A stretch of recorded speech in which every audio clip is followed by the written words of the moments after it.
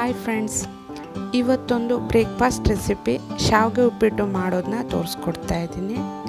ಸಿಂಪಲ್ಲಾಗಿ ಕ್ವಿಕ್ಕಾಗಿ ಮಾಡ್ಕೋಬೋದು, ತುಂಬಾ ಟೇಸ್ಟಿಯಾಗಿರುತ್ತೆ.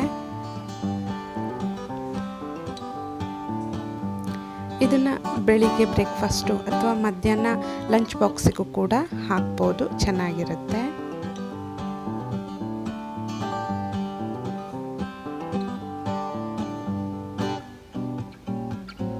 ನಾನಿಲ್ಲಿ ಫಸ್ಟು ಒಂದು ಕಡಾಯಿಗೆ 2 ಟೀ ಸ್ಪೂನ್ ಆಗುವಷ್ಟು ಎಣ್ಣೆಯನ್ನು ಹಾಕ್ತಾ ಇದ್ದೀನಿ.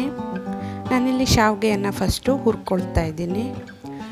ಇದಕ್ಕೆ 2 ಕಪ್ ಆಗುವಷ್ಟು ಶಾವಿಗೆಯನ್ನು ಹಾಕ್ಕೊಳ್ತಾ ಇದ್ದೀನಿ.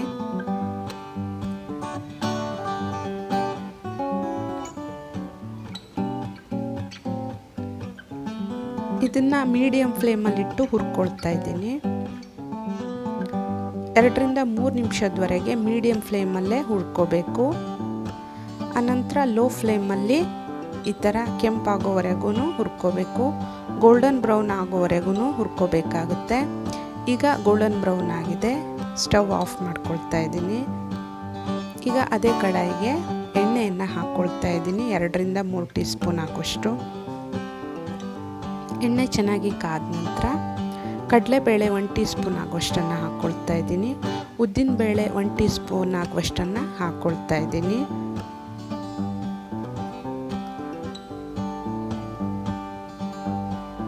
ಲೈಟಾಗಿ ಫ್ರೈ ಮಾಡಿಕೊಂಡು 1 ಕೈ ಮುಷ್ಟಿ ಆಗುವಷ್ಟು ಶೇಂಗಾವನ್ನು ಹಾಕ್ತಾ ಇದ್ದೀನಿ. ಹಾಗೆ 2 ಹಸಿಮೆಣಸನ್ನು ಸೀಳಿರೋದನ್ನ ಹಾಕ್ಕೊಳ್ತಾ ಇದ್ದೀನಿ. ಸ್ವಲ್ಪ ಫ್ರೆಶ್ ಆಗಿರೋ ಕರಿಬೇವು ಸೊಪ್ಪನ್ನು ಕೂಡ ಹಾಕ್ಕೊಳ್ತಾ ಇದ್ದೀನಿ.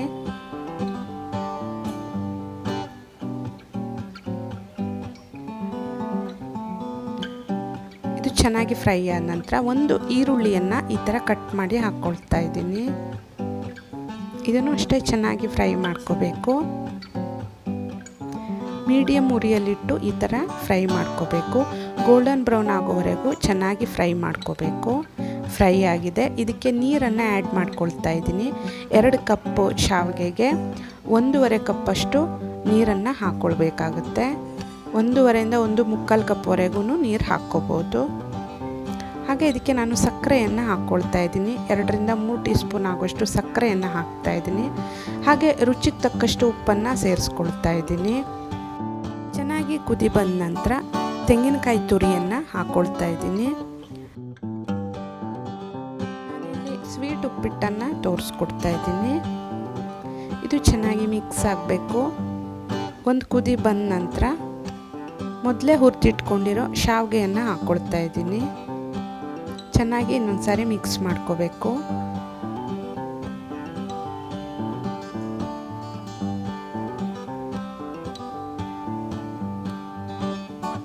ಇದು ನೀರೆಲ್ಲ ಇಂಗಿದ ನಂತರ ಮುಚ್ಚಿ 3 ರಿಂದ 4 ನಿಮಿಷದವರೆಗೆ ಹಾಗೆ ಬಿಟ್ಬಿಡಬೇಕು. ಈಗ ಸ್ವೀಟ್ ಉಪ್ಪಿಟ್ಟು ರೆಡಿಯಾಗಿದೆ. ಬ್ರೇಕ್ಫಾಸ್ಟಿಗೆ ಹಾಗೆ ಮಧ್ಯಾಹ್ನ ಲಂಚ್ ಬಾಕ್ಸಿಗೂ ಚೆನ್ನಾಗಿರುತ್ತೆ. ಈ ಥರ ಉಪ್ಪಿಟ್ಟು ಮಾಡಿದ್ರೆ ಮಕ್ಕಳಿಗೆ ಇಷ್ಟ ಆಗುತ್ತೆ, ದೊಡ್ಡವರು ಕೂಡ ಇಷ್ಟಪಟ್ಟು ತಿನ್ಬೋದು.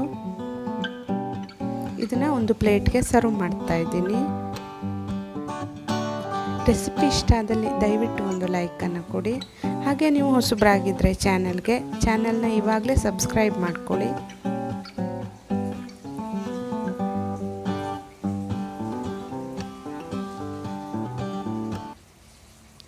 Thanks for watching.